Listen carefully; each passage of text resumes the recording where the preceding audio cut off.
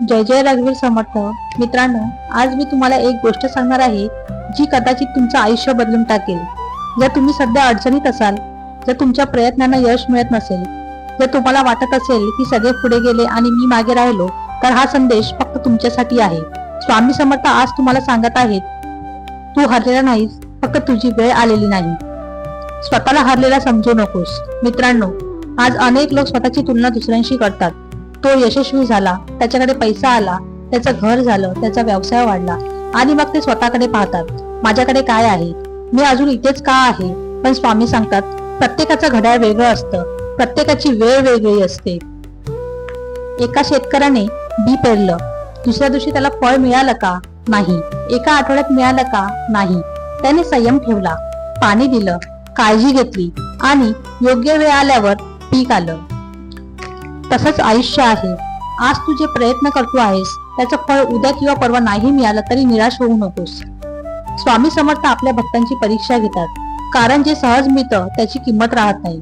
अनेक भक्तांना वर्षानुवर्षे संघर्ष करावा लागला, पण त्यांनी नाम सोडलं नाही, विश्वास सोडला नाही आणि एक दिवस त्यांच्या आयुष्यात असा आला जेव्हा सगळं बदललं. अपयश म्हणजे शेवट नाही. किती वेळा तू पडला आहेस, किती वेळा तुला नकार मिळाला, किती वेळा लोक तुझ्यावर हसले, याचा अर्थ तू हरलास का? नाही. अपयश म्हणजे फक्त एक धडा आहे. तो तुला मजबूत बनवतो, तो तुला पुढच्या यशासाठी तयार करतो. लोक काय बोलतात याकडे लक्ष देऊ नकोस. लोक नेहमी बोलणार. जेव्हा तू संघर्ष करतोस तेव्हा हसतील, जेव्हा तू यशस्वी होशील तेव्हा हेच लोक टाळ्या वाजवतील. म्हणून लोकांसाठी नाही, स्वतःसाठी जग, स्वामींसाठी काम कर. अंधारानंतर सूर्य उगवतो. रात्र कितीही काळी असली तरी सकाळ होतेच. वादळ कितीही मोठं असलं तरी शांत होतच. तसंच तुझ्या आयुष्यातील अडचणी कायम राहणार नाही. आज दुःख आहे, उद्या आनंद येईल. आज संघर्ष आहे, उद्या यश मिळेल. स्वामींवर विश्वास ठेव. जेव्हा सगळे सोडून जातात तेव्हा स्वामी साथ देतात.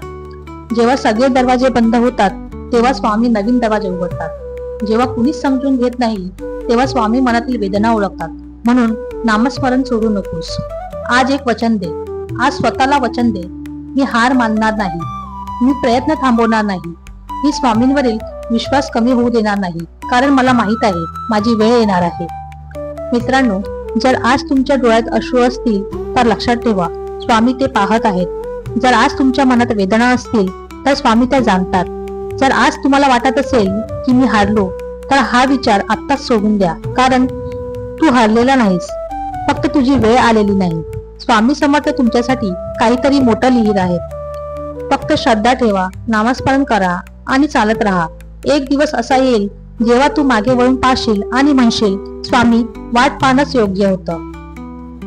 मित्रांनो, आजचा हा संदेश संपवताना फक्त एकच गोष्ट सांगू इच्छिते.